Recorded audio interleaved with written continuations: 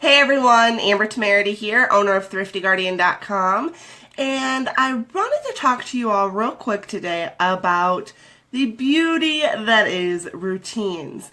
Now, I have a lot of clients that I work with. I work with online business owners, helping them get out from under the overwhelm that can be running an online business. And I talk to these people, and I hear time and time and time again, like, oh, routines don't work for me. Oh, they feel so confining. Oh, I can't do them. They don't work for me or my family. Excuse.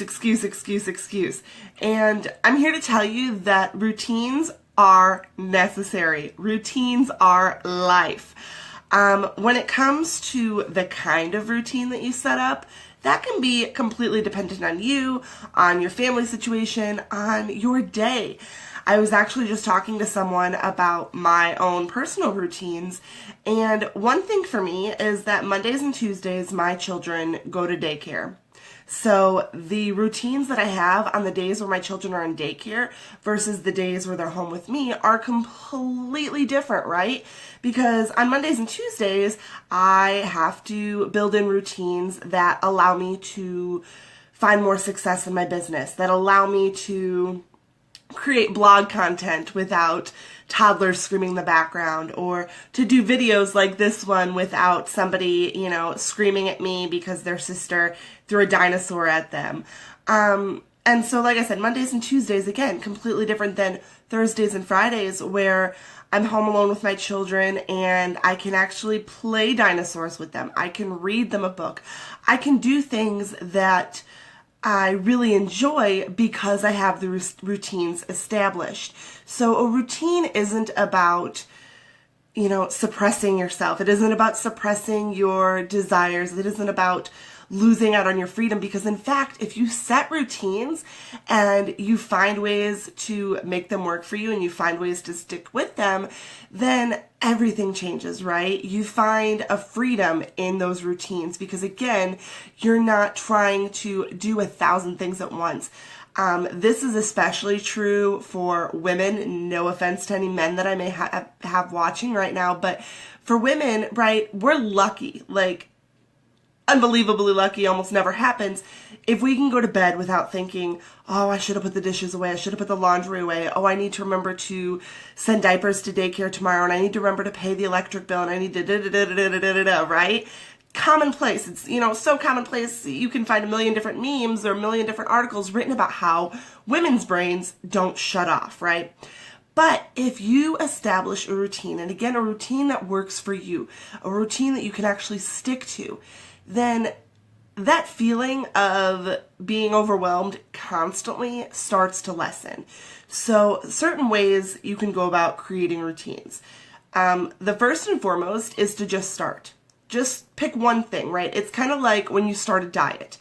You don't want to jump into a diet going, okay, I'm going to cut my calorie intake in half, and I'm going to stop drinking soda, and I'm only going to drink green tea, and I'm going to drink a gallon of water a day, and I'm going to exercise an hour a day, right? You set yourself up for failure doing that. Same thing if you go into this thinking, okay, starting this Sunday, I'm going to meal plan everything for the next month, and I'm going to make sure that my children have clothes set out for the next week, and I'm going to, make sure our budgets are on point, and I'm going to do 1,000 different things all at once. You're setting yourself up for failure. So start with one thing and pick a day that you'll get it done. Again, for me, that's Sundays. Sundays, I know I can batch out my work, I can batch out my social media content, I can batch out, all that scheduling along with meal planning and making sure everybody's got clothes for the week, all of that.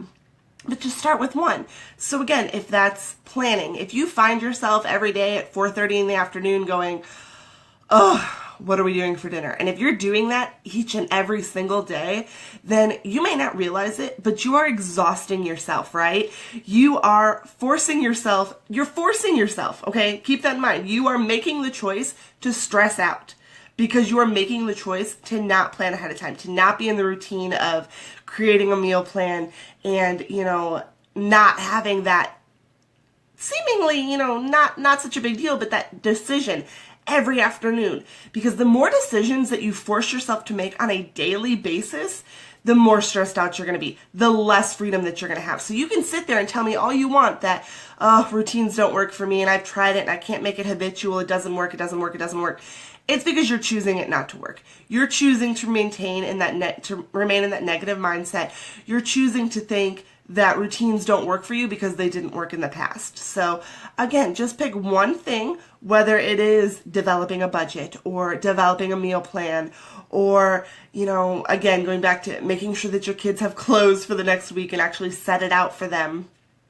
It makes all the difference. But you've got to start somewhere. You have to start in the mentality of you can do this and you want to do this. Because again, if you go into this thinking, ugh, routines, I really don't want to, you're going to fail. You're going to get stuck in that cyclical habit of start a new thing, try to make it a habit, fail, think I can't do it, start a new routine, try it, fail, blah, blah, blah, blah.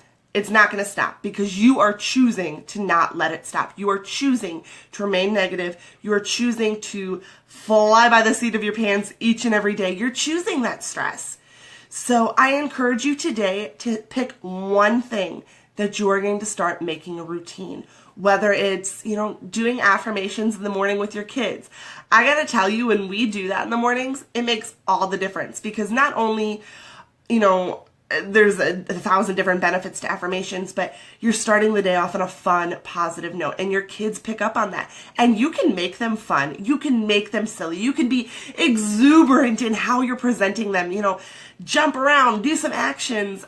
With my kids, I don't have a set listing of affirmations that we go through and we read, right? They'd get so bored with that so quick. So would I.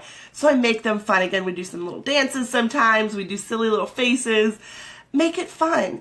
That routine alone could change your entire week. Or again, going back to maybe you're going to make the choice of this week, I'm going to plan out and stick to my meals. No exceptions, no, deviation from that. Just I'm going to make this happen. I'm choosing this week. And then at the end of the week, at the end of those 7 days, go back and celebrate that. Don't focus on what you didn't do. Don't focus on the times in which you failed. Don't focus on the things where, times when things fell through. Instead, focus on what you got done. Focus on the success. Focus on the fact that maybe even just one evening, you had one evening, right, where your children didn't scream or cry, like you had a no-yell evening. We love those evenings around here, right? Focus on that. Focus on the good. Focus on the positive, because I promise you, Thrifty Guardian guarantee here, Amber Temerity guarantee, that if you focus after just 1 week of going, all right, I did what Amber said, and I made a meal plan, and we stuck to it. And man, was it nice. Oh, it was so nice not having to stress over dinner each and every night or even lunch, leftovers, whatever. Wow, that was nice.